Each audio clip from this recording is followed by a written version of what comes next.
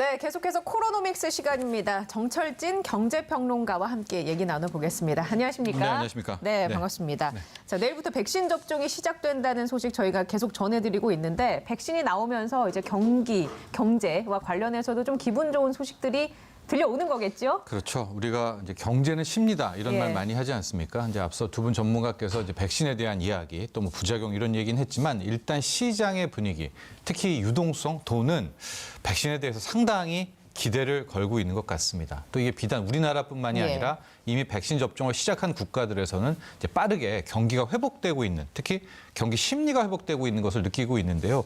우리나라 같은 경우에 일단은 예. 이제 기업들의 체감 경기, 체감 지수를 보면 이제 100을 돌파를 했습니다. 순간적으로 뭐 12포인트 이상 올랐는데 네. 물론 작년 대비 기저효과, 작년에 낮았기 때문에 그런 효과도 있긴 하지만 역시 이제 앞으로 백신하고 3월, 4월, 5월 지나면 이제 어떻게든 우리가 활발한 활동을 할 수 있을 거야라는 이제 그런 기대가 전혀 많이 반영이 됐다 이렇게 볼 수가 있겠고요. 그 기업 체감 경기 회복에 대한 지수가 109.2로 나타났다는 네. 것은 앞으로 경기가 좋아질 거라고 그렇죠. 보는 기업이 많아졌다라는 얘기인 거죠. 100이 보통 밑이 예. 이제 나빠질 거야. 더 많아질수록 더 좋아질 거야라고 응답한 기업들이 많아지는 것이거든요. 예. 그러니까 상당히 긍정적이죠. 또 하나 업종별로 봤을 때 최근에 제조업 지수들이 빠르게 반등한다는 것이 굉장히 특이합니다. 네. 이게 왜 특이하냐면 코로나19가 지배했을 때는 제조업들은 무너지고 실은 주식시장에서도 주가도 못 오르고 예. 오히려 우리가 이제 언택트? 언택트주라고 하는 예. IT 기술주들, 뭐 바이오주들 이제 꿈을 먹고 자라는 주식들이 막 하지 않았었습니까? 근데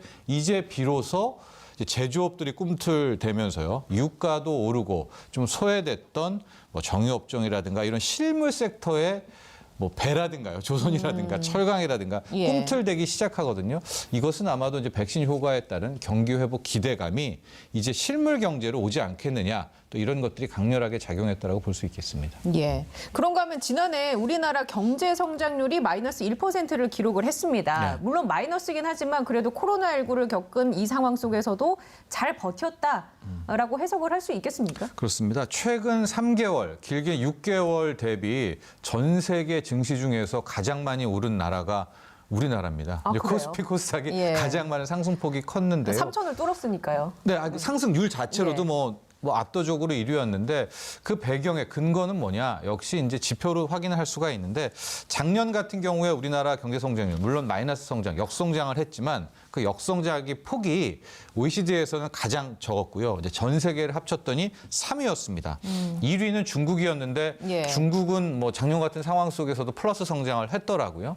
근데 보통 뭐 4, 5% 하는 나라니까 중국도 이미 반토막에 타격을 받은 것이고 네. 노르웨이가 있었어요. 그래서 제가 한 2주 전만 해도 방송할 때는 중국 다음이 우리나라다라고 했는데 노르웨이가 마이너스 0.8로 우리보다 좀 더 이 하락폭이 적었다. 그리고 우리가 3등을 했었고 이런 상황에서 이제 올해에 대한 백신과 함께 기대감이 나오면 수출이 풀리겠죠. 수출 같은 경우에 우리나라가 굉장히 반도체 자동차 잘하니까 여기에 내수까지 풀린다면 뭐 성장률은 더 높아질 것이고 이제 예. 그런 것들이 주식시장에 먼저 스마트 머니들이 왔다 이렇게 볼 수가 있을 것 같습니다.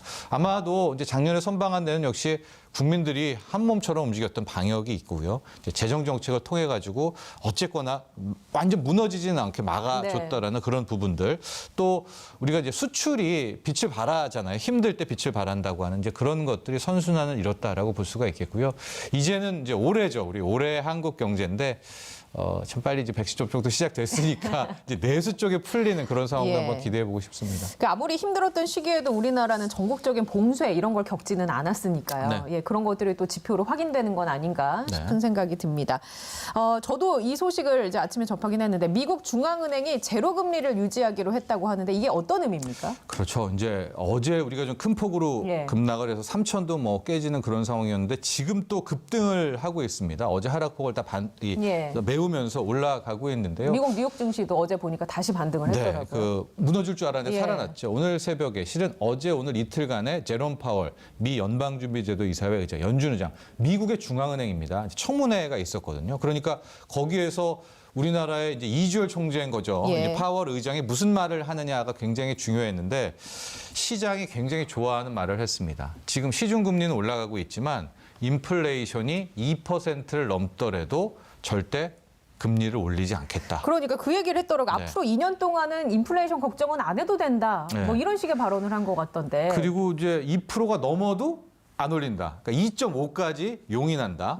그리고 또 2.5%를 바로 가면 올리느냐. 그것도 아닙니다. 지금 제롬 파월 연준의장이 이야기하는 것은 평균 물가제거든요. 한 달이 아니라 적어도 석 달 이상이 계속 2.5 이상 나올 때 비로소 첫 번째 금리 인상을 한다라고 이야기를 하니까 그것은 뭐겠습니까? 이제 앞으로 더 유동성 잔치, 그러게요. 예, 돈 잔치는 더 한다라고 했고 여기에 주식시장이 이제 먼저 반응을 했다라고 볼 수가 있겠고요.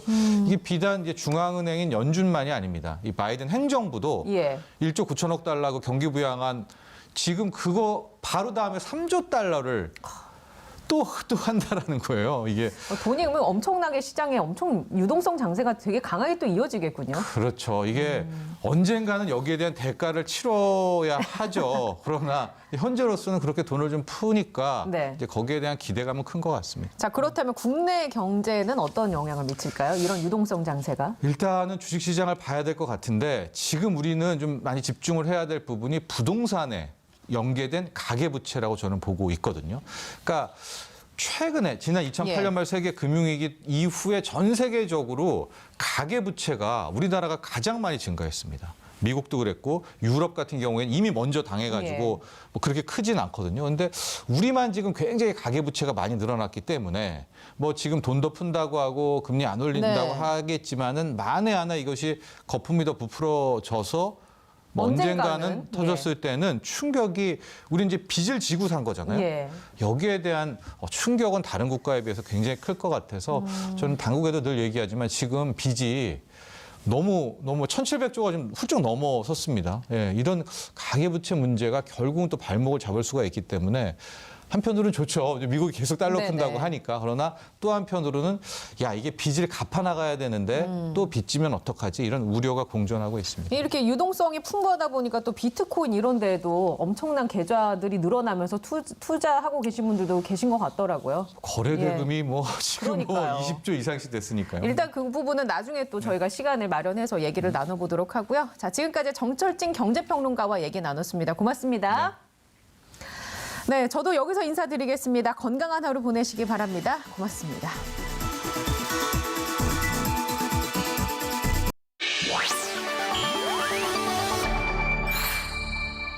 TBS